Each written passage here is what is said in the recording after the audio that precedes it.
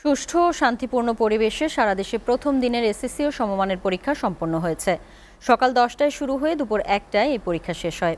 এদিন 9টি সাধারণ শিক্ষা বোর্ডের অধীনে বাংলা প্রথম পত্র পরীক্ষা অনুষ্ঠিত হয়। এদিকে পরীক্ষা শেষে শিক্ষার্থীদের হাসি মুখে বিভিন্ন পরীক্ষা কেন্দ্র থেকে বের হতে দেখা গেছে। নির্দিষ্ট দিনগুলোতে সকাল 10টা থেকে দুপুর 1টা পর্যন্ত তত্ত্বীয় পরীক্ষা অনুষ্ঠিত হবে। ব্যবহারিক পরীক্ষা অনুষ্ঠিত হবে 15 থেকে 22 মে পর্যন্ত। প্রতিনিধিদের পাঠানো তথ্য চিত্রে ডেস্ক রিপোর্ট। চট্টগ্রামের 219টি কেন্দ্রে শুরু হয়েছে এসএসসি দাখিল ও সমমানের পরীক্ষা। 164টি শিক্ষা প্রতিষ্ঠানের মোট 1,40,662 জন শিক্ষার্থী পরীক্ষায় অংশ নিচ্ছে।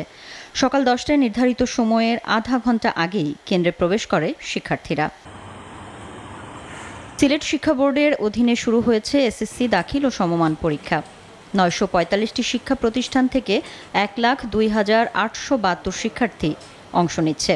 গেলবারের তুলনায় পরীক্ষার্থী কমেছে 6,782 জন।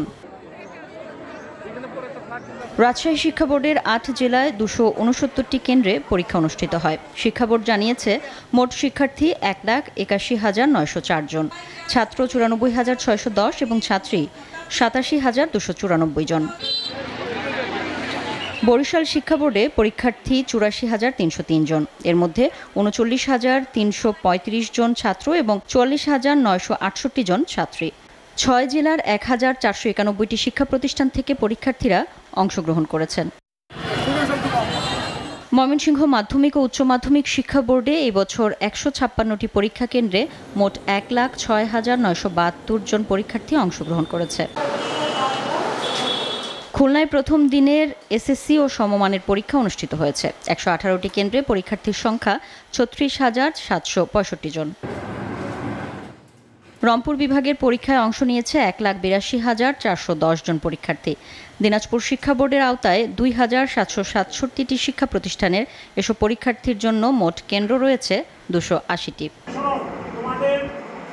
সাতক্ষীরায়ও শান্তিপূর্ণ পরিবেশে শুরু হয় এসএসসি ও সমমানের পরীক্ষা। এবার জেলায় মোট 21,093 জন শিক্ষার্থী পরীক্ষায় অংশ নিচ্ছে।